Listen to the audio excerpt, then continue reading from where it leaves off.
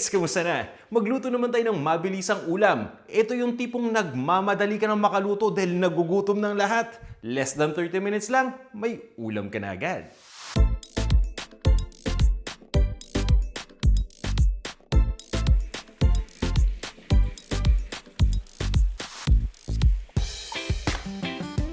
Welcome sa Panlasang Pinoy. Ako po si Vanjo Merano at para sa ating episode, magluto naman tayo ng isa sa mga easy dinner recipes na karaniwan naming niluluto dito sa bahay. At ang tawag dito ay beef and broccoli. Ito yung mga ingredients na gagamitin natin para sa ating recipe.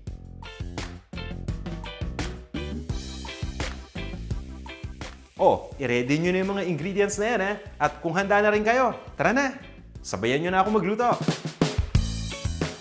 Gawin muna natin yung sauce. Dahil nga itong beef and broccoli isang uri ng stir-fry, dapat may stir-fry sauce yan.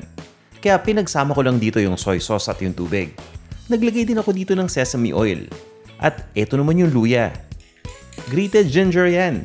Ibig sabihin, yung luya, ginadgad ko lang gamit yung cheese grater para mas mabilis. Pero pwede nyo ring hiwain ng maliliit yan kung yun ang gusto ninyo. Haluin nyo lang muna ng mabuti yan. At ilagay nyo na dito yung brown sugar. Pagkalagay ng asukal, haluin nyo lang hanggang sa mag-dilute nito completely.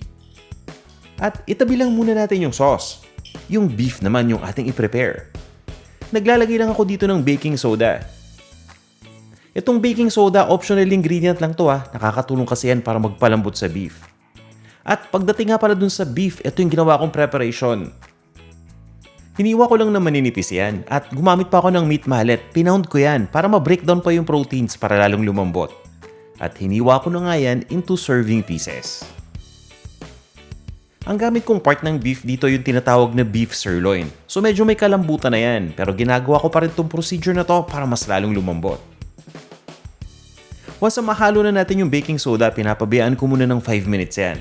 At naglalagay na nga ako dito ng liquid seasoning at ng oyster sauce. Tinitimplahan ko rin yan ng ground black pepper. At naglalagay pa ako dito ng cornstarch. Haluin lang natin itong mabuti. At pabayaan lang natin ito ng mga 10 minutes para ma-absorb na ng beef yung lasa ng mga ingredients na nilagay natin. Pwede rin natin itong ilagay sa refrigerator at ibabad lang natin ito overnight. Mas magiging malasa yan. At this point, lutuin muna natin yung broccoli. Nagpainit lang ako ng pan at naglagay na ako dito ng mantika.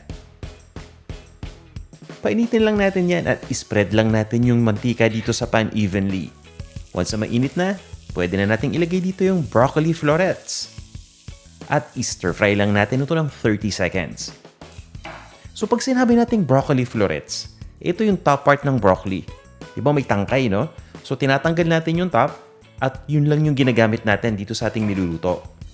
Yung tangkay, huwag nyo munang itapon yan dahil pwede pa natin gamitin yan sa ibang mga lutuin pa.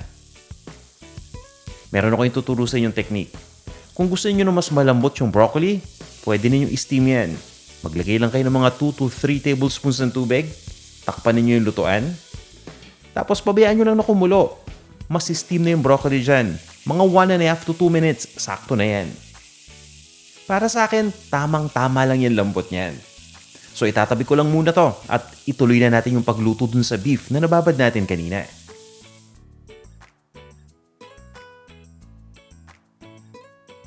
Doon natin lutuin yung beef ulit sa same pan na pinaglutuan ng broccoli. Magdadagdag lang ako ng mantika. I-spread out natin ulit ito at ilagay na natin dito yung beef. Mabilisang luto lang yan. Niluluto ko lang tong beef ng mga 40 to 90 seconds per side. Tapos baliktarin lang natin. At ituloy lang natin yung pagluto dun sa kabilang side.